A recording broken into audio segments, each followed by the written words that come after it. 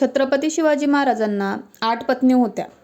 त्यांचे 8 लग्न कधी झाले व कोणासोबत झाले आणि त्यांची मुले बाळं यांची नावे आणि माहिती जाणून घेण्यासाठी व्हिडिओ नक्की बघा.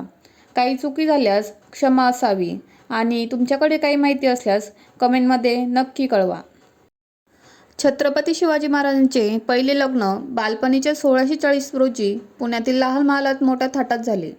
फलटणच्या निंबाळकर घराण्यातील सईबाई निंबाळकर यांच्याशी झाले. सईबाईंना छत्रपती संभाजीराजे पुत्र म्हणून लाभले. छत्रपती शिवाजी महाराजांचे दुसरे लग्न 1641 रोजी शिर्के घराण्यातील सगुणाबाई शिर्के यांच्याशी झाले. सगुणाबाई यांना राजकुरबाई नावाच्या कन्यारत्न होत्या. छत्रपती शिवाजी महाराजांचे तिसरे लग्न 1650 मध्ये मराठा साम्राज्याचे सरसेनापती हंबीरराव मोहिते यांच्या भगिनी आणि तळबीडच्या संभाजी मोहिते यांच्या कन्या सोयराबाई मोहिते सोबत लग्न झाले. यांना राजाराम राजेपुत्र म्हणून लाभले. छत्रपती शिवाजी महाराजांचे चौथे लग्न बाजीप्रभू प्रधान यांची कन्या आणि पालकर घराण्यातील पुतळाबाई पालकर यांच्याशी 1653 मध्ये झाले. महाराजांनी देह सोडल्यावर देखील त्यांच्या समवेत रायगडावर सती झाल्या. यांना मूलबाळ झाले नाही, पण त्यांनी संभाजी महाराजांचे संगोपन केले. छत्रपती शिवाजी महाराजांचे पाचवे लग्न जावळीच्या गुप्त मोहिमेवर असताना झाले.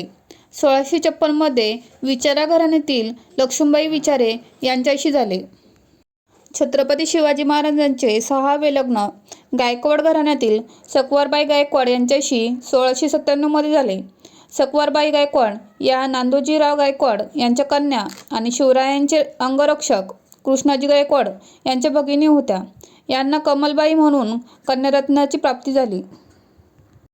छत्रपती शिवाजी महाराजांचे सातवे लग्न सिंदखेड राजाच्या जाधव घराण्यातील काशीबाई जाधव यांच्यासोबत 1657 मध्ये झाले. काशीबाईंचे वडील संताशी जाधव आणि आजोबा असलोजी जाधव हे आईसाहेब माजीजाऊंचे बंधू होते.